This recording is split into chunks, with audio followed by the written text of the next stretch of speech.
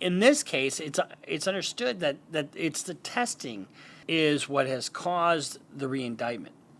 If the defense doesn't have a chance to do the testing on the weapon, at the beginning, and they've destroyed the weapon, do they have a due process issue here? Some kind of a fairness argument saying you can't destroy evidence without letting us know. Bruce Rivers, he's the criminal lawyer. Bruce Rivers, he's the criminal lawyer. Bruce Rivers, he's the criminal lawyer. And what he do? And he's gonna react to all the self-snitching. Hi, this is Bruce Rivers. Welcome to another fun-filled episode of Criminal Lawyer Reacts. I'm Bruce Rivers, your board-certified criminal defense lawyer, your very own personal. I'm here at your service. And also is our content genius, Michael Rivers, who's behind the camera, behind every deal that I've ever came up with. So today we're reacting to the news of Alec Baldwin being re-indicted on the charge of involuntary manslaughter in the New Mexico court near Santa Fe for the untimely death of Halyna Hutchins, who is his one of his film directors or director of photography, on the film set of Rust. So we're going to dive into the new developments in this case and exactly why he was re-indicted. But before we get to that, this is brought to you by eForms.com. eForms.com is a very effective way to avoid people like me.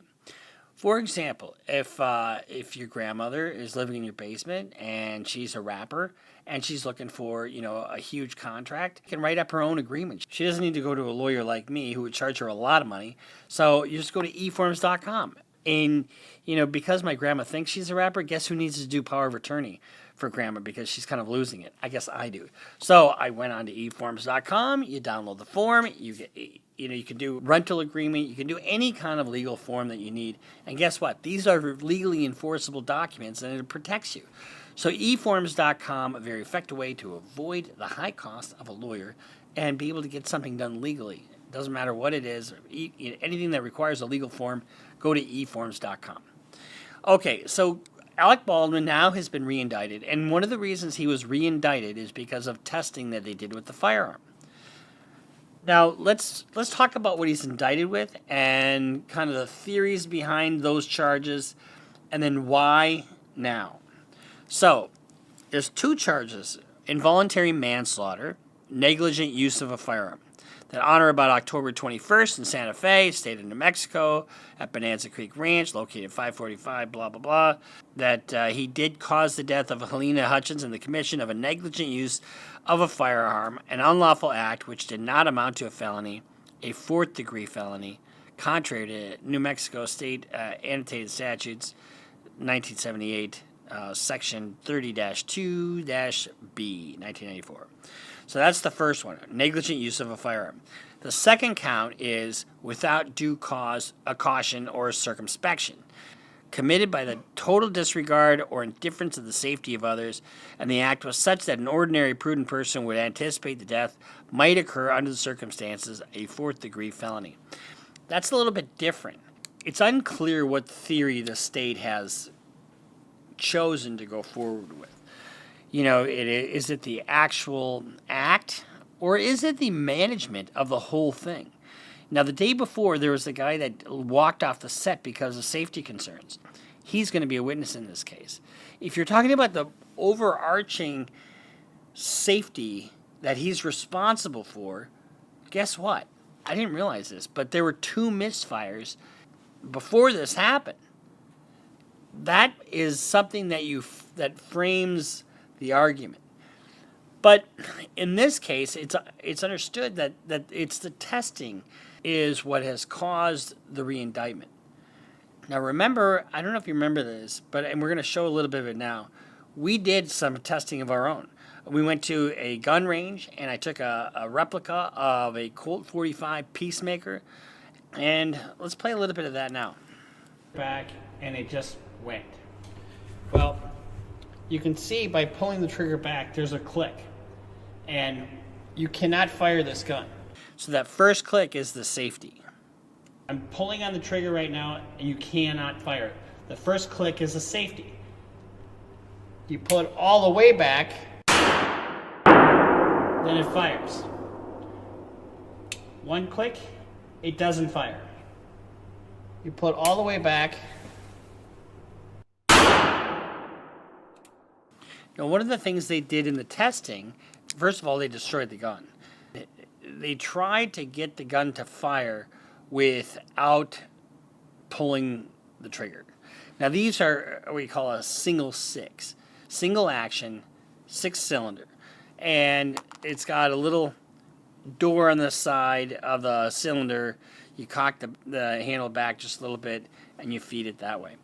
And so what they did was that they pounded on it until the thing would fire without pulling the trigger. And the only way they could do that is they pounded on it with a hammer and abused the gun, and then they broke the actual gun instead of.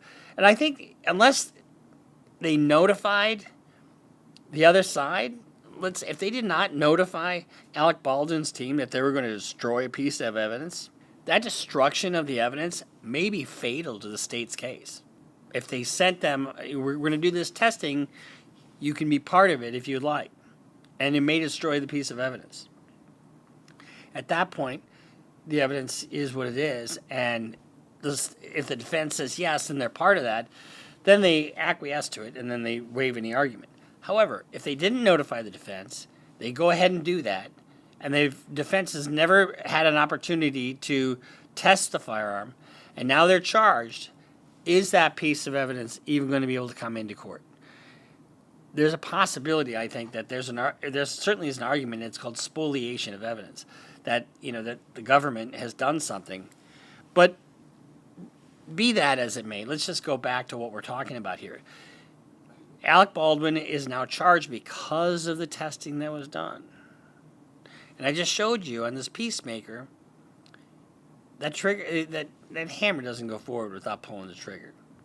And the trigger doesn't do anything unless that hammer's pulled back. So let's kind of look at, and why is this important? Well, what kind of hats do I sell? We sell this message: stop self-snitching. So let's go back in time to when Alec Baldwin was talking to George Stephanopoulos. I think the big question, and the one you must have asked yourself 1,000 times, how could this have happened? Now, guess what? Anything he says is fair game, and it's right there for everybody to see. If this is my client and he's on TV like this, I'm pulling my fucking hair out. There's no way he should be on TV talking about anything. Because guess what? The first time I want anybody to hear my client's statement is when they're on the stand. But let's see what he has to say. Well, there's two things I want to say about that. One is that when I talk about this, my concern is that I don't sound like I'm the victim. Then what are you doing on TV? All you're doing on TV is protecting your public image. Was precipitated on one idea, and that is that Helena and I had something profound in common. And that is we both assumed the gun was empty, other than those, dummy rounds. Now, keep in mind that a guy the day before had walked off the set because of safety concerns. And they had 2 misfires prior to that. So, and now Alec Baldwin has said, I don't want to be the victim here, but I assume the gun was empty. Hey, just a shout out to our sponsor, Step One. Now, Step One is, I've always told you, they're high performance. Let's say you're Alec Baldwin and you're sitting there in the hot seat getting grilled by George Stephanopoulos. Number one, you got to walk to the interview, right? And, with those treat drinks he's got, you got to chafe like not with Step One. Of course you're not, because there's a lycra panel and avoids chafing. Sitting there and you're in the hot seat and you're pretending to cry and you're kind of really nervous because you got criminal charges pending. Are you going to sweat? Oh, of course you're not going to sweat, because it's made from viscose material derived from bamboo. If you run, play sports, if you do anything, if you got a couple of tree trunks as legs and you go like this and chafe, you're going to want these. Step One, they're amazing underwear. I wear them all the time. I'm wearing them right now. I can't even feel them. They're so good. And now, if you order some of these, guess what? Only my people get 25% off. So you order a bunch. If you don't like within 30 days, you get your money back. But that isn't going to happen. What's going to happen is you're going to change your life with Step One. You're going to order these. You're going to replace everything you ever wore. So Step One, get some. So one of the things you need to look at in an involuntary manslaughter case is the mindset of the person that's being charged. Okay? So in some instances, it's culpable negligence, but in a sense, it's knowing what's going on and acting in reckless disregard, on that one part. Alec Baldwin had some safety training with Elena, or not Elena, but with the armorer, and he also had other information that came to him. And keep in mind, he's a co-producer of this movie, so he's at the top of the food chain, and he had other information. The night before, this one of the people on the set quit because of safety concerns. Let's hear a little bit about that. The people on the film. The first time I heard that there was any problem with anybody in the crew of the film was when Luber said, "Well, we have some issues here." Lane Looper, the first camera assistant, would email production managers a resignation letter later that night, citing safety concerns. Quote, "During the filming of gunfights on this job, things are often played very fast and loose. So far, there have been 2 accidental weapons discharges." He also wrote about concerns about reasonable rest and housing for local crew with long commutes to the set. If you know anything about Alec Baldwin, and you know anything about these interviews, he tries to come off conciliatory, but often paints himself in a very sunshiny light. And Alec posted this on Instagram. And I want to say to the people in IATSE, do what you need to do. You want to go on strike? Go on strike. That has nothing to do with the safety concerns going on his set. I'll tell you something about the executives. They don't give a about you. He said, because we have some issues here. I said, such as? And he said, my men need a better hotel room. There was no mention of safety issues. But there is a mention of safety issues in his letter. What really is important is what he says about the firearm itself. So one of the things that Alec Baldwin does in this interview is he goes through and he says she's directing him on the shot. Now, she's the director of photography. So and this is what you don't want. These are facts related to a homicide. You don't want him talking to the media at all. At all. Oh, this just drives you crazy as a defense lawyer. But let's listen to what he says. Show her, she's standing next to the camera. She's like this, you're me. She's got a monitor here. The camera is here filming that way. She takes a monitor that is his monitor, the operator, and turns it toward her. It swivels, and she says to me, hold the gun lower. Go to your right. Okay, right there. All right, do that. Now show it a little bit lower. And she's getting me to position the gun. Everything is in her direction. She's guiding me through how she wants me to hold the gun for this angle. And I draw the gun out, and I find a mark. I draw the gun out, I find a cock. You hear that last part? He has no cock. No, I'm just kidding. Did you hear that last part?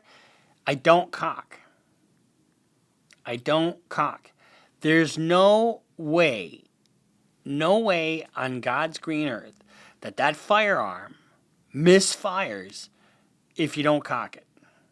And what's really urgent is the gun wasn't meant to be fired in that angle. So if you're shooting directly into the camera lens, there's no way the gun fires without him cocking the gun.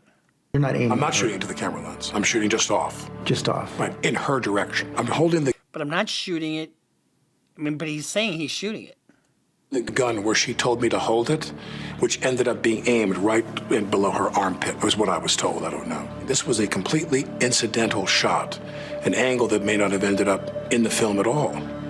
But we kept doing this, and so then I said to her, now in this scene, I'm going to cock the gun.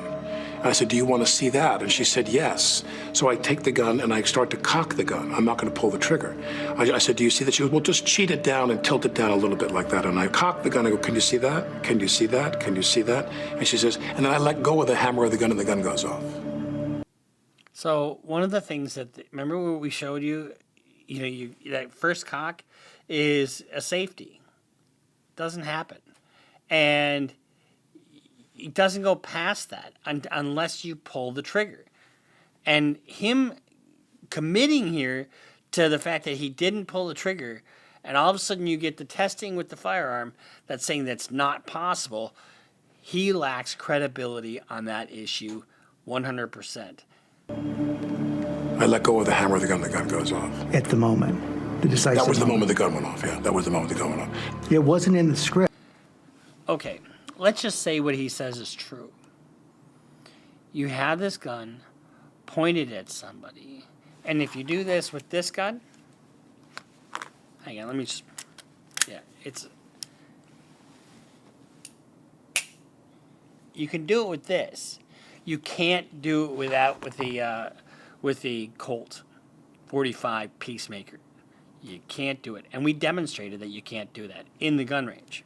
So when you look at why they indicted Alec Baldwin, there's two things going on. His personally handling the weapon, and then his overarching responsibility for the safety on set. And he's got an initial appearance, that he's going to have to make, or I think they can do this without him appearing, and then they'll probably do it that way. And then they'll set the case up for trial. He's looking at 18 months, $5,000 fine. So in the broad scheme of things, it's not, a huge amount of time. Now, the armorer is going to go to trial in February. And I guarantee you, if his lawyers know what they're doing, they're going to be attending that trial. Because guess what? That's going to be an opportunity for them to take notes and see exactly what the state's theory of the case is and who the witnesses are going to be and what their testimony is going to be. And they'll probably order a transcript of everything. I love cases like this because it is not really an issue about what happened. It's about what does it all legally mean. Although there is one dispute of fact, and that's what Alec Baldwin's talking about. So if the defense doesn't have a chance to do the testing on the weapon, at the beginning, and they've destroyed the weapon, do they have a due process issue here? Do they have some kind of a fairness argument saying you can't destroy evidence without letting us know? My guess is that they didn't know they were going to break the firearm. And so there may be some issue there to litigate at the outset. But it's all teed up, and we'll see where this goes. So Alec Baldwin re-indicted, and he's re-indicted based on the testing that they did with the firearm. And they're going to take that testing, and they're going to smack that right up against his testimony or his interview with George Stephanopoulos. He doesn't look good, against that testing. But is that testing ironclad? I don't think it is. And the fact that they destroyed the weapon, if they did it without including the defense in on the testing, that could be a major, major issue because that is the firearm that was fired the bullet that killed Alina Hutchins. So we'll see you next time here in Criminal Lawyer Reacts. We'll follow this case. I don't know that there are going to be cameras in the courtroom on this one, but it'll be interesting because I don't care who you are. You don't point a weapon at somebody unless you intend to kill them. You just don't. And so it's that part of it that is one of the charges. And then I think his overall arching role as a producer and the safety concerns and that's a little more of a messy type of a case, but that is what it is. So we'll see you next time here on Criminal Lawyer Reacts. I'm Bruce Rivers, board-certified criminal defense lawyer. Make sure you subscribe, follow us on Instagram, follow us on Twitter, sign up for Patreon, and between me and our content genius, Michael Rivers, thank you for watching. Bruce Rivers just broke down your case. He know all the charges that you about to face. You ain't coming home till 2058. That self-snitching gon' get you put away. Bruce Rivers just broke down your case. He know all the charges that you about to face. You ain't coming home till 2058. That self-snitching gon' get you put away. 23-hour lockdown, police is at my god. For the trigger to be pulled. Well, the trigger wasn't pulled. I didn't pull the trigger. Alec Baldwin claimed that he pulled the trigger back and it just went. Well, you can see by pulling the trigger back, there's a click. And you cannot fire this gun. So that first click is the safety. See, that he can't get his own statement in that he didn't pull the trigger. There's no way he can get that in because it's called self-serving hearsay. Defendant can't put his own statement in, but the state can't because it's called a statement of a party opponent. So what you have here is you have a situation where he said some shit that just isn't true. And if he gets on the stand, they're going to jam that up his ass hard. Sideways even. Bruce Rivers, he's the criminal lawyer. Bruce Rivers, he's the criminal lawyer. Bruce Rivers, he's the criminal lawyer. And what he do? And he's gonna react to all the self-snitching. Hi, this is Bruce Rivers. Welcome to another fun-filled episode of Criminal Lawyer Reacts. I'm Bruce Rivers, your very own personal board-certified criminal defense lawyer. You know who you are. What does it mean to be board-certified? It means that I'm an expert or specialist in the area of criminal law. So I've taken 2 exams. I've had enough experience where I have cross-examined so many witnesses, so many expert witnesses. I've had so many trials. I've had 4 judges, 4 prosecutors, 4 defense lawyers, and other people that they don't even tell me about vouch for my credentials. All I'm telling you is that this is what I do, criminal defense. And I've reached a certain level. I've done this over 25 years. So when I give you an analysis, it's from a lot of trials and a lot of, hopefully not so many errors. But before we get to, we're going to react to the Alec Baldwin trial starting this week. Before we get to that, and I'll tell you what you can expect from that.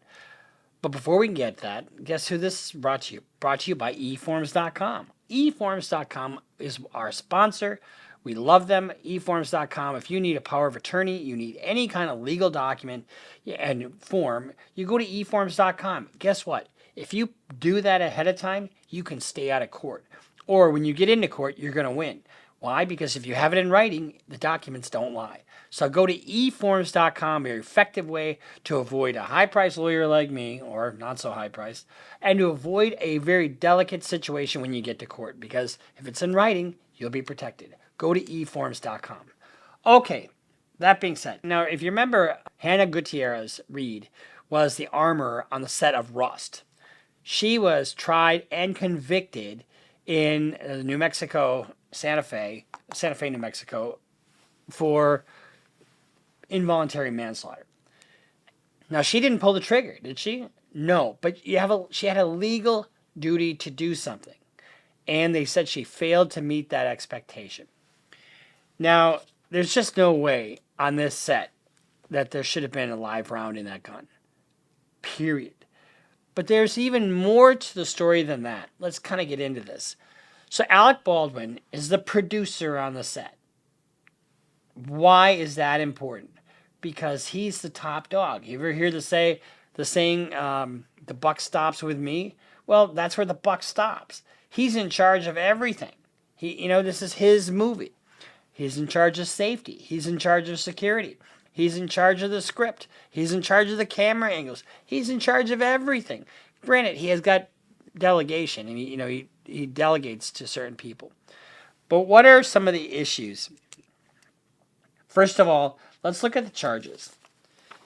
He's charged with 2 counts. 2 counts of involuntary manslaughter. And let me read those to you.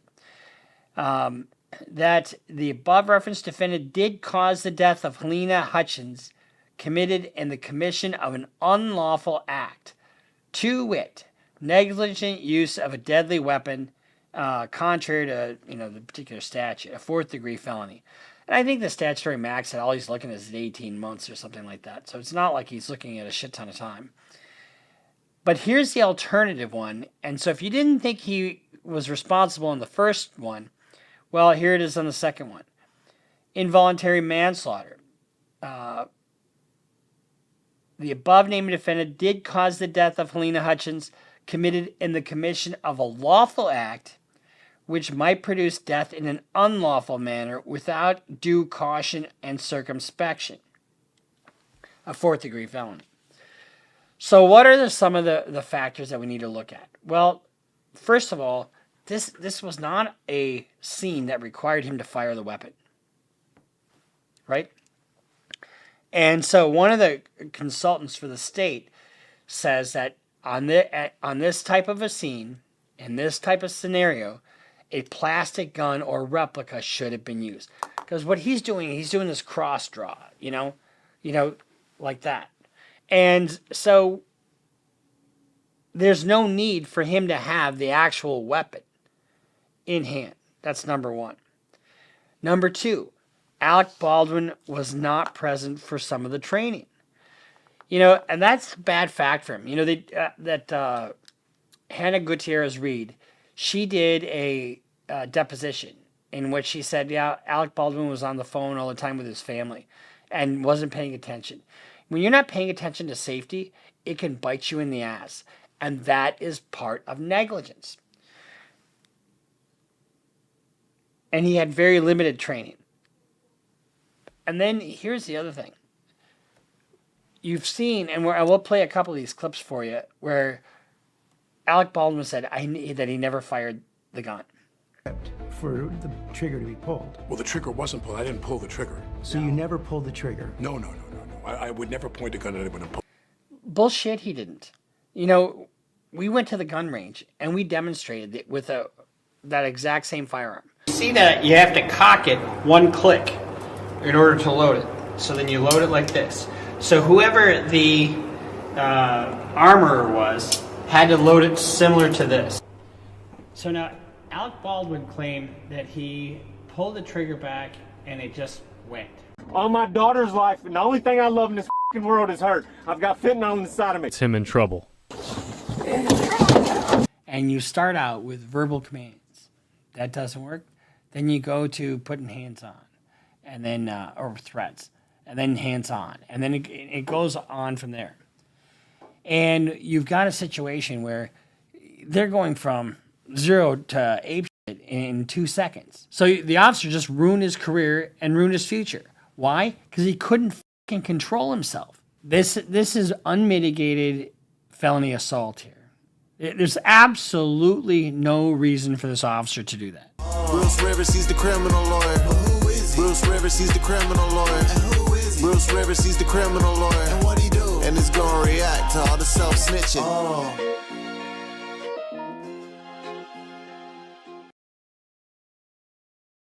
Hi, this is Bruce Rivers. Welcome to another fun-filled episode of Criminally Reacts. I'm Bruce Rivers, your board-certified criminal defense lawyer, your personal board-certified, coming to you with my pearl handle pistol cufflinks, so graciously gifted to me by the content genius who's behind every idea, who's behind the camera, behind the microphone, and now in front of the microphone and in front of the camera. Michael? Yes? Thank you for all that you do. And I would just like to say today is somebody's birthday, but... Enough of that. No. Okay. Anyway, so today we're reacting to a little bit of police brutality, and we're kind of getting into that. What does it mean for the cop? What does it mean for the defendant? And what does it mean in general to our society? But before we get to that, guess who's been unruly in my basement? Grandma.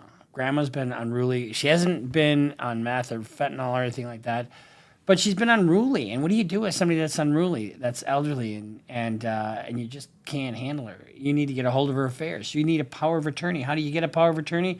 You go to eforms.com. eforms.com is a very effective way to avoid the high costs of a lawyer and a very effective way to protect yourself in court, whether you need a bill of sale, any kind of agreement, anything you need to protect yourself when you have a transaction with others, or if you want to do a durable medical power of attorney, if you want to, whatever you need, eform.com, they have it. Okay, so this is going to be, this first video we're going to watch is a short video. And as you can see, this is a guy who's not a young guy, but he's in a hospital gown, and he is handcuffed in the back of a squad car. Well, what happens when you're handcuffed in the back of a squad car? You cannot defend yourself. You're particularly vulnerable. So let's just see what happens here. And before we get to this, one of the biggest things a cop does is now he's in the care of this cop, right? He's in the care, custody, and control of this officer.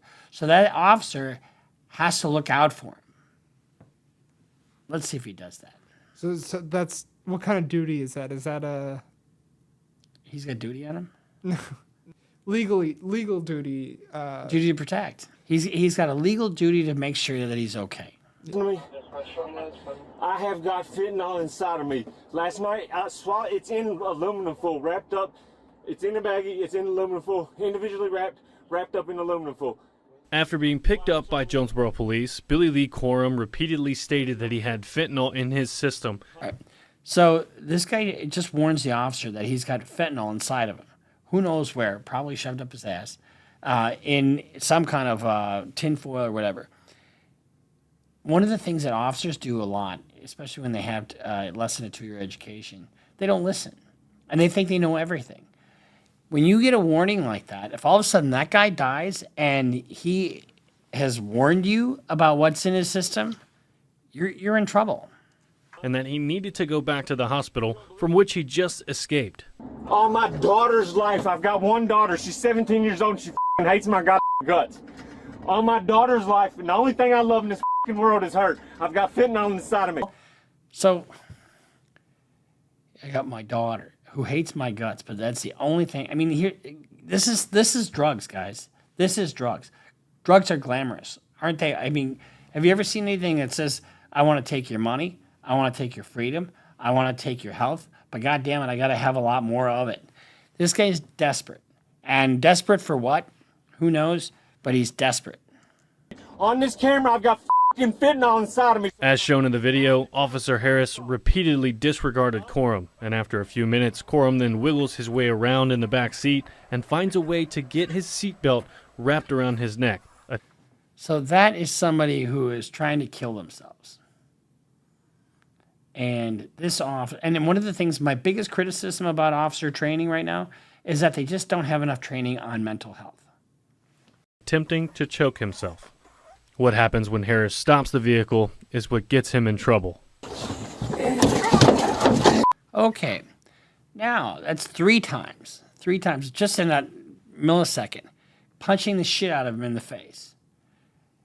There's absolutely no reason for this officer to do that.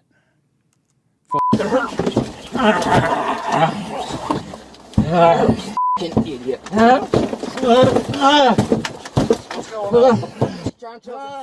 Harris is seen repeatedly hitting Corum with his fists and elbows, only unwrapping the seatbelt from Corum's neck after the constant blows to the head.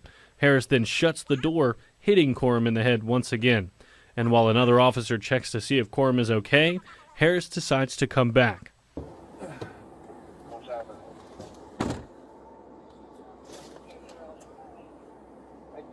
So he hit him over 10 times. Over 10 times. The first thing he should have done is gone for that belt and not punched him in the face.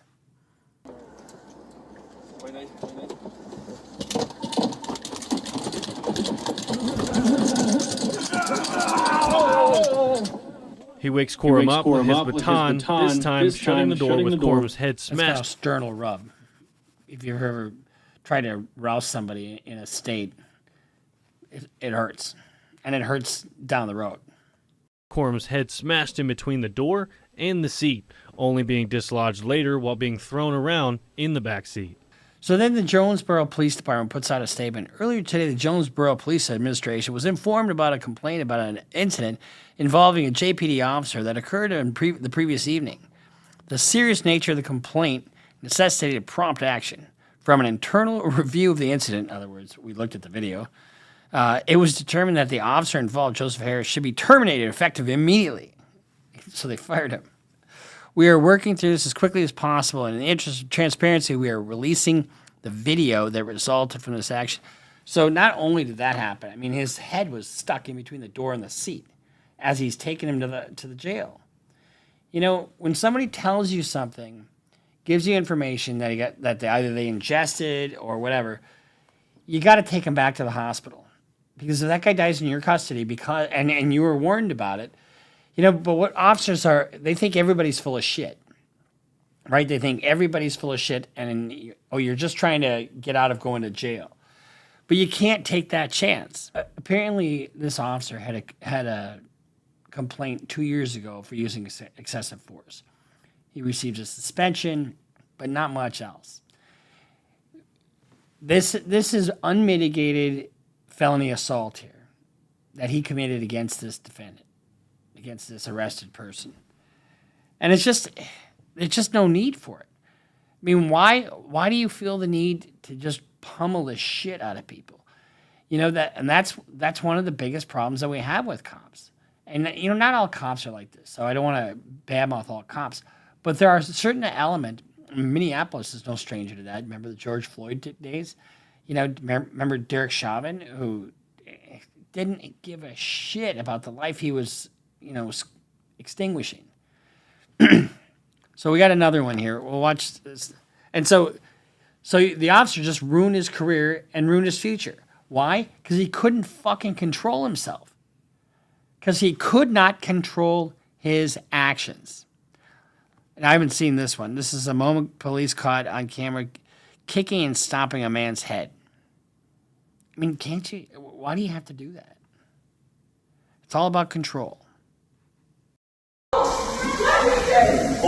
Okay. The guy is down. His hands are behind his fucking back. And he gets kicked right in the face.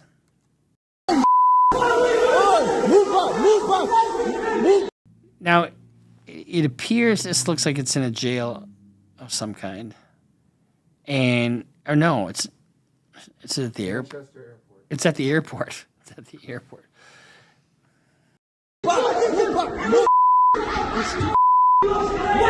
Stop kicking people! You're on camera! The guy is on the ground. There was no reason for that. Oh! Leave him! Move! Shut up!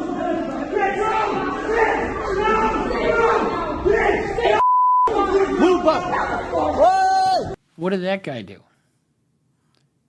What did that guy do to warrant getting hit in the head? I mean, where are we? I mean, where are we? Are we in Russia? Are we in Nazi Germany? I mean, these cops.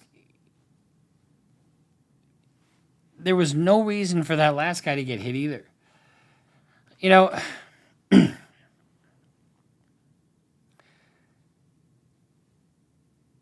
officers have training, and they have a use of force training, and it's usually on a continuum. It's called the use of force continuum. And you start out with verbal commands. That doesn't work. Then you go to putting hands on, and then or threats, and then hands on, and then it goes on from there. And you've got a situation where they're going from 0 to apeshit in 2 seconds. And when you do that, they're just appealing to their own animal instincts. And it's like, imagine what they're like with their family. You don't do what dad says, you know, you get walloped. You know, without I mean, now, don't get me wrong. There's a time to put hands on people. Absolutely. Like when you're being threatened. But when you're handcuffed in the back of a squad car and you're trying to kill yourself because you've got fentanyl in your system and you're a drug addict and your daughter hates you and that's the only thing you got in this world, so you're going to jail and say, fuck it, I have nothing to live for. And so what's the officer's response? To hit him over 10 times? Or like here, when the officers get somebody down and just kicks him in the face because he's not saying, I mean, it doesn't look like the guy's doing what I mean, he's not doing anything to the officer. He's not posing any kind of threat to the officer. And you know, do you remember the Rodney King video? There's no reason for him to hit him with a baton. And one of the officers tries to get him to stop. And over and over and over and over.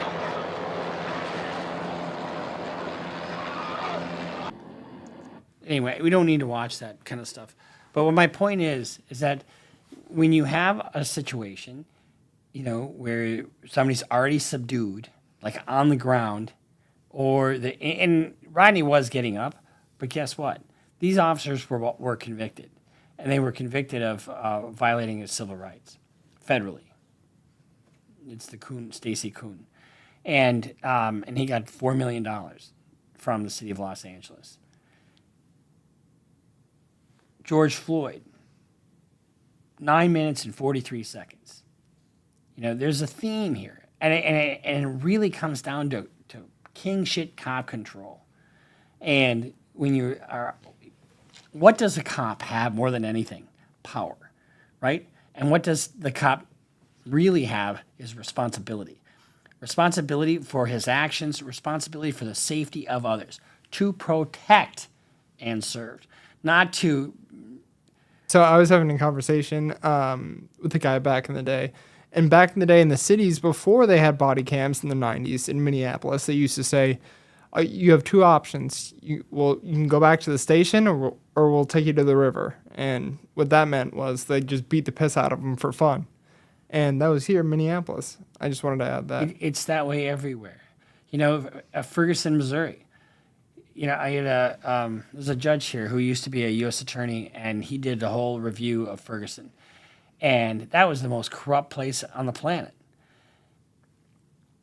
Body cameras are the best thing to ever happen to law enforcement for two reasons. One, it protects them. Because if a guy goes off on them and pulls the gun, that's on camera. But it also protects the public. And it curbs the things like Michael was just talking about. If your body camera goes off, why does it go off? That's suspicious. And they can turn it off. Typically, there's a policy in police departments that you don't turn your body camera off. I guess we were just kind of highlighting a few of these videos, to show. These obviously are extreme examples. But when you have a situation, if you are stopped by the cops, don't give the cops any shit. Because when you have a 2-year education, you have a gun, and you think you're king shit, there's just no reason for you to give anybody like that a reason to screw with you. You don't have to talk to them. Don't self-snitch. But at the same time, you don't give the officer a reason to fuck with you. Period. Because they will. I guess this is just maybe a public service announcement more than anything else. But these cops are dumb. Remember we did the one video about the cop who on his off days was trying to hit up minors. Fuck. That's what happens when you're dealing with people with a 3rd degree education, or a 2-year education, and sometimes not even that. Sometimes just the skills. Cops need to have a better education. They need to be more mature. They need, and there are plenty of good cops out there. Don't get me wrong. But these guys who do this kind of shit make it hard for the guys who are doing the right thing and have a good job. I just watched Training Day the other day. That it's just an amazing movie, and how that guy, just bad decision after bad decision, that's what was the worst day of his life. It was the last day of his life too. But, and we can all make bad decisions, when we have a situation like, that's stressful. All of a sudden, the temptation to take money, or the temptation to, I don't know, to hit somebody because you're pissed off. Better to walk away. Better to think before you act. You think this cop in that first video thought before he started pummeling the shit out of him? The first thing he should have done is grab that seatbelt and took it off of the guy's neck. Not beat the shit out of him. His career is over. He's going to jail. Now he can go get a fucking construction job because he's got a felony in his record. It's not worth it. So, word to the wise, don't be a cop. So we'll see you next time here on Criminal Lawyer Reacts. I'm Bruce Rivers, your board-certified criminal defense lawyer. You know who you are. Make sure you subscribe, follow us on Instagram, follow us on Twitter, sign up for Patreon. Tony's doing some good job on Facebook, so give that some love. Make sure you visit our sponsor. And we'll see you next time here on Criminal Lawyer Reacts, although Michael's got a word. Yeah, just one thing quick, you guys. Make sure you go to clrbrucerivers.com. There'll be other footage here available to see. We have shirts. The hoodies are on pre-order. I'm making the prints. So everything's coming out and shipping, and we're getting active, and we are streamlining, and everything is getting a lot better. So obviously, go to clrbrucerivers.com. We love you. We have the best fan base in the world. Take care, and We'll see you next time here on Criminal Lawyer Reacts. Bruce Rivers just broke down your case. He know all the charges that you about to face. You ain't coming home till 2058. That self-snitching gon' get you put away. Bruce Rivers just broke down your case. He know all the charges that you about to face. You ain't coming home till 2058. That self-snitching gon' get you put away. 23-hour lockdown, please just my God. Quick update on Sean P. Diddy, the diddler. Sean, the diddler, P. Diddler. I can't believe he diddled that thing. Combs. Remember what I told you? There might be a superseding indictment if more people come forward. And my guess is that there probably are going to be more people coming forward, because I don't think there's a whole lot of people mentioned in the indictment. And then their team has made some kind of motion for a hearing to investigate the leaking of the Cassie Ventura tape. The government says, and they say, the DHS has leaked this tape, and we are now incensed by it when they're trying to prejudice the jury pool. We don't believe the U.S. attorney did this, but we think it's DHS did it. The U.S. attorney said that's just baseless, because we didn't get first of all, we didn't use that in the indictment, so we didn't have it until after he was indicted. So, and that could very well be true. Caution lawyers before you go accuse somebody of something, make sure you got the goods, because they're going to have a hearing on this, and if they can't prove what they're alleging, you lose credibility, you waste a lot of time and a lot of effort on something that's going to go nowhere. I don't like to file motions unless I know I'm going to win or have a decent shot of winning. I think a trial date in May is aggressive, but I think it would favor the defense, honestly. Here's the kind of the quandary a defendant is in. There's a thing called the Speedy Trial Act. Okay, the Speedy Trial Act is you have to have your trial in so many days.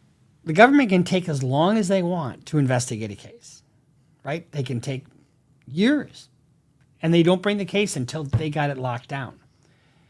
The defense doesn't have that luxury.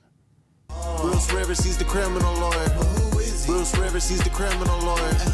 Bruce Rivers, he's the criminal lawyer. And what he do? And he's gonna react to all the self-snitching. Hi, this is Bruce Rivers. Welcome to another fun-filled episode of Criminal Lawyer Reacts.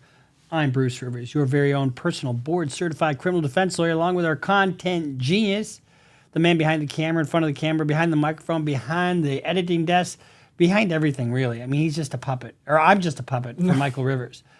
Michael, say hello to your loyal fans and subscribers. your loyal fans or our loyal. We just went over 1.3 million subs, so thank you guys. And where would they get merch if they so chose? clrbrucerivers.com. Did you hear that? That's where we have merch, all kinds of merch. Shout out to those who produced it.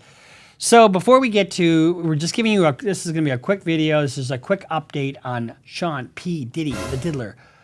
Sean, the diddler, P. Diddler. I can't believe he diddled that thing. Combs. Anyway, I made fun of it because it just sounds so funny. But before we get to the update on Sean Combs, this is brought to you by our loyal sponsor, eForms.com. eForms.com, as you know, is an effective way to avoid the high cost of a lawyer when preparing legal documents or forms that you need for either a bill of sale. Just look at they have a whole bunch of them that you can use, keep you out of court, make you win in court because documents don't lie. Just ask my grandma in my basement because grandma knows that she's protected by eForms.com when she goes to court because she's being sued constantly. I can't keep her out of the basement. That's why I had to get a power of attorney. Protect her affairs, protect her feet. Okay, so here we go. Sean, the P. Diddler, Combs, was in court today for a status hearing or review hearing. And basically they got a new judge, Subramanian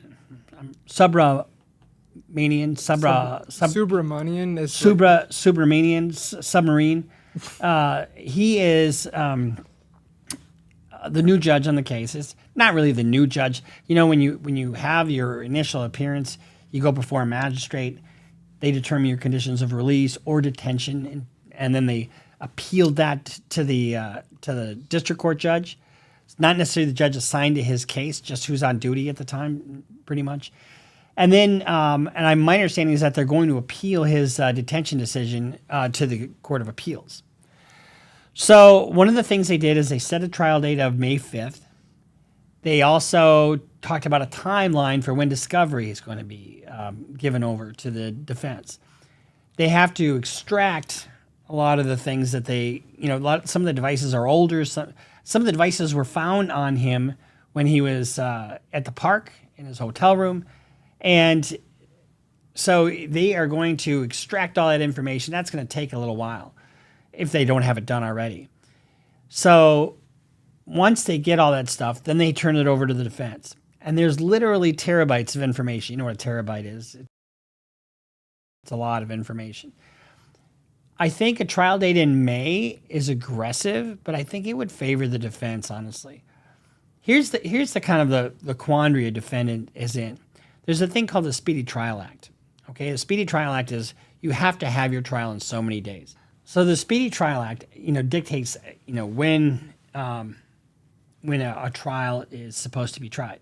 And sometimes, for good cause, they go outside that. And in this case, they're going to go outside that because there's just too much stuff to do, and there's no way they could try this case in 70 days. So they've picked a date of May 5th, but I wouldn't expect that date to hold. The defense is going to say, oh, we just don't have enough time. And here's the quandary that the defense is in. The government can take as long as they want to investigate a case, right? They can take years, and they don't bring the case until they got it locked down. The defense doesn't have that luxury. You can't say, well, Judge, I would like as much time as the state had or as the government had to investigate their case for us to do our work. You can't, it doesn't work like that. So you're on the clock, and you're under the gun in terms of how much time you have to work on the case. I would be surprised if that went on May 5th. So Diddy was in court today, and he smiled at his friends and his family that were in the audience. Nice thing to do when you're in court, I suppose. And then their team has made some kind of motion for a hearing to investigate the leaking of the Cassie Ventura tape. So if you remember, Cassie Ventura was dragged in the hallway and she was kicked and all that kind of stuff. And that was leaked. The government says, and they say, oh, the DHS has leaked this tape and we are now incensed by it when they're trying to prejudice the jury pool. We don't believe the U.S. attorney did this, but we think it's DHS did it. Well, the U.S. attorney said that's just baseless because we didn't get first of all, we didn't use that in the indictment, so we didn't have it until after he was indicted. So, and that could very well be true. I always caution lawyers to, before you go accuse somebody of something, make sure you got the goods. Because, they're going to have a hearing on this, and if they can't prove what they're alleging, you lose credibility, you waste a lot of time, and a lot of effort on something that's going to go nowhere. I don't like to file motions unless I know I'm going to win or have a decent shot of winning. You don't just fight things just to fight them. That's just stupid. There's lawyers that fight everything, no matter what, tooth and nail. I'm a tough lawyer. And I know where to pick my battles. But I don't sit there and point the finger at a prosecutor if I don't have the goods on them. If I do, I'm a pit bull. But you don't need to do that all the time, because you make enemies in the courthouse. It's ineffective. Next time you go up against the prosecutor, if you need something, they say, I'll only deal with you in writing. I mean, I know guys that have done that, and it's just not worth it. So one of the other things that his lawyers are saying is that they've accused DHS of using excessive force during the raids of Combs' home in California and Florida. And they did that, they said to garner press attention, sensationalize the case, and portray Mr. Combs as dangerous. You know, DHS and FBI and any felony search warrant has a protocol. You know, when you're executing a felony search warrant where you know there are supposed to be guns, for example, you think they're going to have their fucking guns drawn? Of course they are. And guess what? They found guns. You can see them here. You know, we have situations where the federal government executes things on a particular... I mean, what did they do in Trump's case? What did they do in Jeffrey Epstein's case? You know, they execute these search warrants almost uniformly. So to say that, you know, they used excessive... And he wasn't even there. He wasn't there when they did the searches. Well, and we know also that he's been in contact with the U.S. Attorney's Office since, I think, January or something like that. I mean, for at least since March, you know, and at least since the execution of the search warrants. And he could have fled by then, but he chose not to. In fact, it would look really stupid if he would have fled, and I think they were watching him pretty closely. So I don't think he would be... he would have been ill-advised to flee. So, and one of the things that they didn't do in this, they didn't make a new pitch for bail in front of this judge, but even though the judge said he was open to seeing one, and they've even suggested that the Metro jail in Brooklyn, where he's being held, has been accommodating, and that they're very responsive to us. Say Agnifilo. So the trial date is supposed to start May 5th, but there could be a delay in that. I mean, remember what I told you? There might be a superseding indictment if more people come forward. And my guess is that there probably are going to be more people coming forward, because I don't think there's a whole lot of people mentioned in the indictment. I mean, it's a long worded and many page indictment, but it doesn't have that many victims in it. So my guess, Mr. Busby, who is going around the country plastering his phone number everywhere, pulling everybody out of the dregs. He's already said we've already settled a bunch of these cases, you know, privately. You know, it really is a shakedown.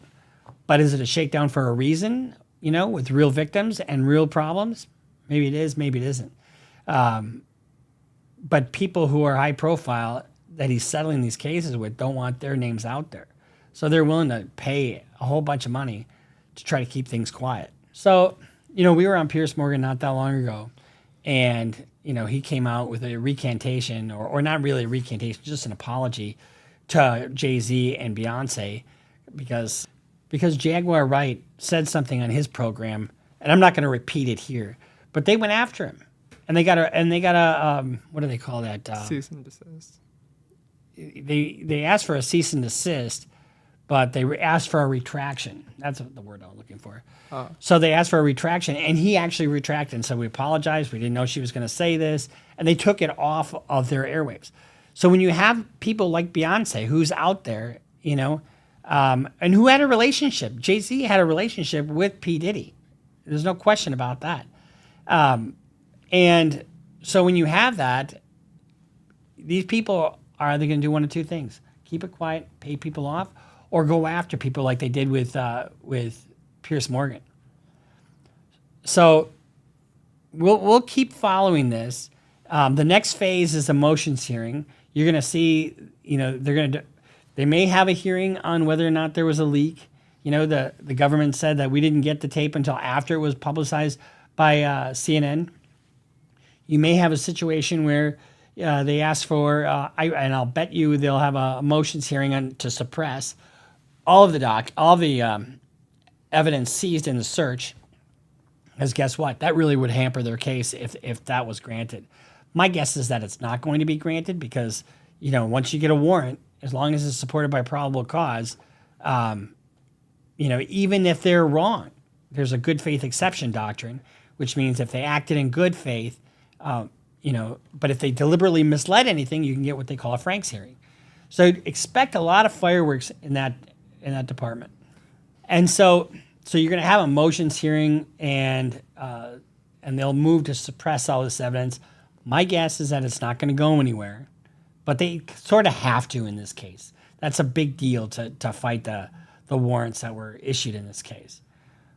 But we don't have a copy. So when you get a warrant, what happens is the government has what they call an affidavit or an application for the search warrant, and so that they write up what they believe the crimes that were committed, and where the evidence is going to be found, and what the nexus to the crime is, and so it's usually a long drawn out document. A judge looks at it. If the judge thinks that establishes probable cause, the judge signs off on the warrant. Now, if they deliberately mislead anything in that warrant, you can challenge that through what they call a Franks hearing. And so I've been doing this for 26 years. I always have a half a dozen or more federal cases going at any one time. So I litigate these things. I'm board certified. I know what I'm talking about when it comes to the federal government especially. I have a lot more success in the state courts than I do in the federal courts because they're a lot more picky in the federal courts on what cases they bring and what cases they don't bring. So we'll follow this after the motions hearing. You know, they've got over 100 devices, over 100 devices that they've accumulated through this search warrant. I don't even know that I have 100 devices. I mean, that's a lot. But you know how time goes by. You know, you get a new phone, you get a new iPad, you get a new laptop. You don't throw away your other one; it just sits in the corner, or more sinisterly, you fill it up with all kinds of baby oil, and you go down your slippery slope. Kidding, of course. So we'll see you next time here on Criminal Lawyer Reacts. Make sure you subscribe. Follow us on Instagram. Follow us on Twitter. Sign up for Patreon. And we'll see you next time here on Criminal Lawyer Reacts. But before you do, go to clrbrucerivers.com to get what? Hats, sweatshirts, prints made by me. The sweatshirt. All the Christmas merch you can handle. Criminal Lawyer Reacts. I'm Bruce Rivers. See you next time. Bruce Rivers just broke down your case. He know all the charges that you about to face. You ain't coming home till 2058. That self-snitching gon' get you put away. Bruce Rivers just broke down your case. He know all the charges that you about to face. You ain't coming home till 2058. That